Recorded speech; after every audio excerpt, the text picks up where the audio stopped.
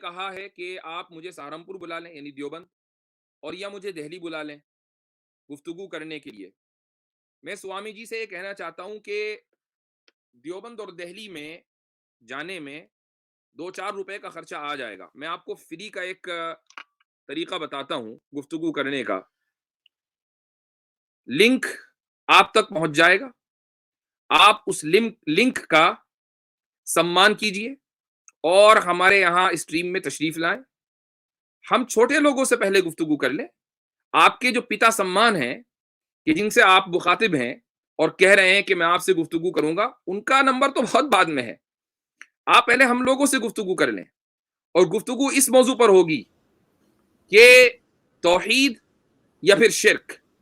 اور ویسے بھی آپ کے مذہب میں جینیوں کے یہاں خدا کا تصور ہی نہیں پایا جاتا۔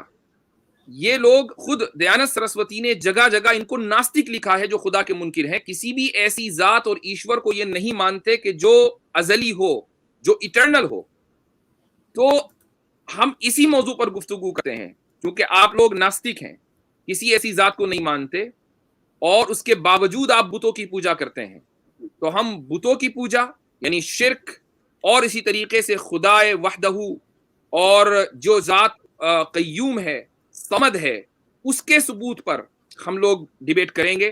آپ کے ڈیبیٹ کا اور آپ کے مناظرے کا چیلنج مجھے منظور ہے، اور مجھ جیسے بہت سارے لوگ آپ کو مل جائیں گے جو بہت آسانی کے ساتھ آپ کو آپ کی جو دلائل ہیں ان کا جواب دے سکتے ہیں، ان کی دھجیاں اڑا سکتے ہیں۔ لیکن فی الحال یہ ہے کہ اگر آپ مجھ سے ہی بات کر لیں اس موضوع کے اوپر، تو دنیا کو پتہ چل جائے گا کہ جینی مذہب میں کتنا دم ہے۔ اور یہ آخر یہ وہ مذہب ہے کہ جو یعنی ہندو دھرم سے پہلے کا ہے۔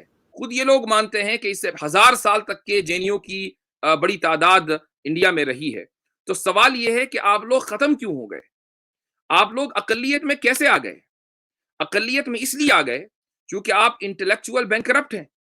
آپ کے پاس جو کتابیں ہیں وہ اس لائق نہیں ہیں کہ وہ حق کو پھیلائیں، وہ اس لائق نہیں ہے کہ لوگ ان کی اتباع کریں، وہ اس لائق نہیں ہے کہ ان سے لوگ ہدایت حاصل کریں۔ ہدایت حاصل کرنا انسان کی فطرت میں ہے، اور آپ کی کتابیں انسان کو ہدایت پر نہیں لا سکتی۔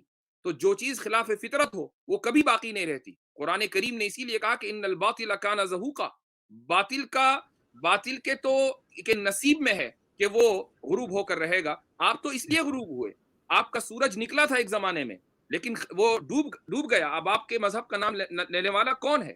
اس لیے میں کہتا ہوں کہ اگر آپ کو مناظرہ کرنے کا اتنا ہی شوق ہے تو ہم لائیو مناظرہ کرتے ہیں، میں اپنی جگہ، آپ اپنی جگہ، اور وہیں سے بیٹھ کر بات کرتے ہیں کہ جین مذہب کی بنیاد کیا ہے اور اسلام کی بنیاد کیا ہے، اور یہ ثابت کرتے ہیں کہ اسلام ہی وہ مذہب ہے کہ جو پوری دنیا کو ہدایت دے سکتا ہے اور دیتا آ رہا ہے۔ جی ہاں، اس